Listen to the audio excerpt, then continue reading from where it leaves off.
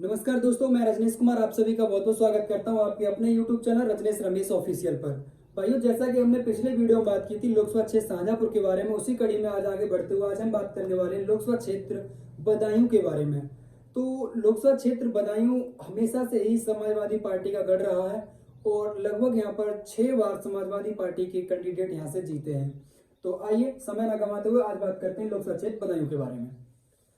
1996 में हुए लोकसभा चुनावों से अगर बात की जाए तो 1996 से और 2004 के बीच 4 लोकसभा चुनाव हुए और उन चारों ही चुनाव में सलीम इकबाल शेरवानी जो कि समाजवादी पार्टी के कैंडिडेट थे, उन्होंने लगातार 4 बार यहाँ से जीत दर्ज की।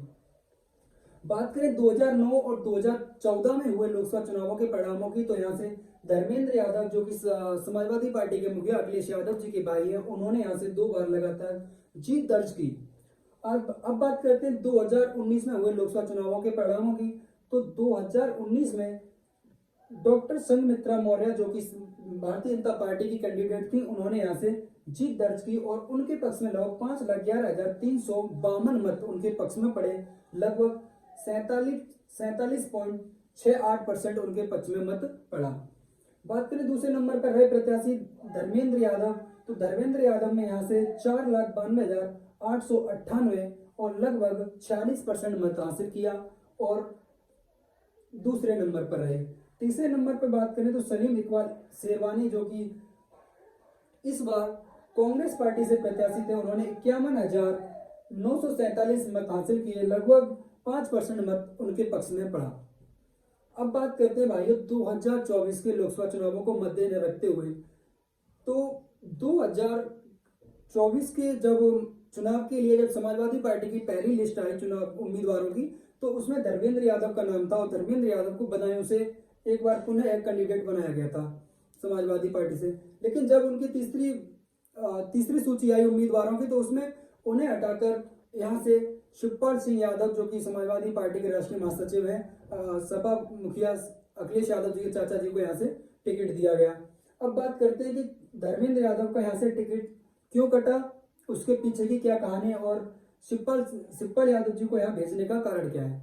बात करें शिवपाल सिंह यादव को यहाँ भेजने के कारण की, तो वो सबसे बड़ा कारण है सलीम इकबाल शेरवानी। क्योंकि भाइयों 2019 के चुनाव में जब इन्हें यहाँ से टिकट नहीं मिला समाजवादी पार्टी से, तो इन्होंने एक बार अपनी पार्टी बदली और ये कांग्रेस के पक्ष चले गए और वहां से इन्हें उम्मीदवार बनाया गया। तो इन्होंने लगभग 51,947 मत हासिल किए और धर्मेंद्र यादव को हराने का काम किया। चुनाव हो जाता है, चुनाव के बाद एक बार पुनः सलीम इकबाल शेरवानी समाजवादी पार्टी में आ जाते हैं और इन्हें राष्ट्रीय महासचिव समाजवादी पार्टी में राष्ट्रीय महासचिव के तौर पर इन्हें समाजवादी पार्टी में ज्वाइन कराया जाता है। लेकिन जब यहाँ से एक बार पुनः 2024 के लिए उम्मीदवारों की घोषणा हुई, तो एक बार फिर ये बागी हो गए हैं और इन्होंने समाजवादी पार्टी के राष्ट्रीय महासचिव पद से इस्तीफा देकर पार्टी छोड़ने का ऐलान कर दिया है। तो इसी कारण के चलते धर्मेंद्र यादव को यहाँ से टिकट बदला गया और चाचा शिवपाल को यहाँ से चुनाव लड़ने के लिए भेजा गया है। उसका रीजन ये है कि सलीम इकबाल शेरवानी जो है वो शिवपाल यादव के करीबी माने जाते हैं और उनका ये कहना है कि वो इन्हें मना लेंगे। अभी यहाँ पर बदायूं में जब वो 3 दिवसीय दौरे पर आए हुए थे, तो उन्होंने इस बात का जिक्र भी किया था। किसी मीडिया रिपोर्टर ने उनसे पूछा कि सलीम इकबाल शेरवानी जो कि समाजवादी पार्टी एक बार फिर छोड़ चुके हैं, आप उनको कैसे मनाएंगे। तो उन्होंने कहा कि मैं उनके घर चला जाऊंगा और उन्हें मना लूंगा। धर्मेंद्र यादव का यहाँ से टिकट करने का सबसे बड़े कारण थे सलीम इकबाल शेरवानी। तो चाचा जी ने ये विश्वास दिया कि वो इन्हें मना लेंगे। अब बात करते हैं लोकसभा क्षेत्र बदायूं के जाति समीकरण की।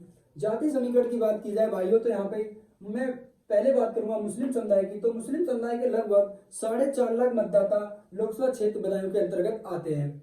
दूसरे नंबर पर बात करें यादव समाज की, तो यादव समाज के लगभग 5,10,000 मतदाता बदायूं क्षेत्र के अंतर्गत आते हैं। तीसरे जो समाज है वो हमारी मौर्य समाज, और मौर्य समाज के लगभग 1,80,000 मतदाता इस लोकसभा क्षेत्र के अंतर्गत आते हैं। बात करें चौथे समुदाय की, चौथा समुदाय हमारा वैश्य समुदाय, और वैश्य समुदाय के लगभग 1,05,000 मतदाता इस लोकसभा क्षेत्र के अंतर्गत आते हैं। बात करें पांचवें समाज की, पांचवा समाज है हमारा ब्राह्मण समाज, और ब्राह्मण समाज के लगभग 90,000 से 1 लाख मतदाता इस लोकसभा क्षेत्र के अंतर्गत आते हैं। छठे समाज की बात करें तो वह है कश्यप समाज, और कश्यप समाज के भी लगभग इतने ही 80,000 से 1 लाख मतदाता के बीच में लोकसभा क्षेत्र बदायूं के अंतर्गत आते हैं। सातवां समाज है कुर्मी समाज, और कुर्मी समाज के यहाँ पर लगभग 40 से 50,000 मतदाता लोकसभा क्षेत्र बदायूं के अंतर्गत आते हैं। आठवां समाज है हमारा एससी समुदाय, और एससी समुदाय के लगभग 3.25 लाख मतदाता लोकसभा क्षेत्र बदायूं के अंतर्गत आते हैं। अब बात की जाए इस सीट का जो 2024 का झुकाव वो किस तरफ है, तो 2024 के झुकाव की तो यहाँ से क्लियर चीजें आपने अगर इसको देखा है, समझा है थोड़ा सा, कि ये सीट 1996 से लेकर 2014 तक समाजवादी पार्टी के ही पक्ष में रही है। 2019 में यहाँ से धर्मेंद्र यादव की हार हुई, उसका कारण थे सलीम इकबाल शेरवानी, और इन्हें मनाने के लिए धर्मेंद्र यादव को यहाँ से हटाकर चाचा शिवपाल यादव को यहाँ से उम्मीदवार बनाया गया है। यदि वो इन्हें मना लेते हैं तो ये सीट समाजवादी पार्टी की 110% सुनिश्चित है।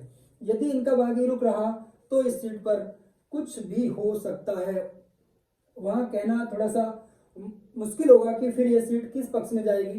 लेकिन यदि ये जो है सलीम इकबाल शेरवानी जो समाजवादी पार्टी की सबसे बड़ी रुकावट है इस सीट पर, अगर इनको किसी भी तरह चाचा शिवपाल ने अपने पक्ष में कर लिया तो ये सीट 110% 2024 में समाजवादी पार्टी के पक्ष में देखने को मिलेगी।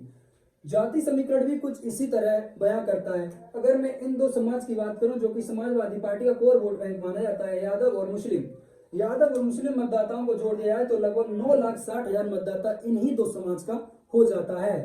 और इन सभी समाज को अगर एकत्रित कर दिया जाए उसके बावजूद भी इनके बराबर नहीं पहुंच पाएंगे। तो समाजवादी पार्टी की अगर कोई रुकावट है तो वो है सिर्फ सलीम इकबाल शेरवानी, और ये विश्वास जताया है समाजवादी पार्टी के मुखिया श्री अखिलेश यादव जी ने, और इस विश्वास के साथ उन्होंने यहाँ से चाचा जी शिवपाल यादव को यहाँ से उम्मीदवार बनाया है। और ये जो सबसे बड़ी रुकावट है, अगर इसको किसी भी तरह से चाचा जी शिवपाल सिंह यादव अपने पक्ष में कर लेते हैं तो ये सीट समाजवादी पार्टी की होगी।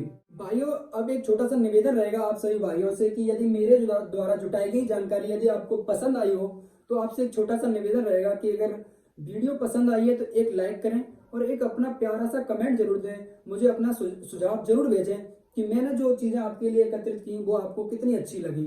और यदि वीडियो पसंद आई है, चीज़ें अच्छी लगती हैं, तो मैं आपसे छोटा सा निवेदन करना चाहूँगा कि चैनल को सब्सक्राइब कर लें और वीडियो को अपने जानने पहचानने वाले यार दोस्त मित्र जो भी हैं उनको शेयर करें। और मिलते हैं अगले किसी नेक्स्ट वीडियो में किसी एक नए लोकसभा क्षेत्र के बारे में जानकारी एकत्रित करके उसके बारे में बात करेंगे। तब तक के लिए जय हिंद, जय भारत।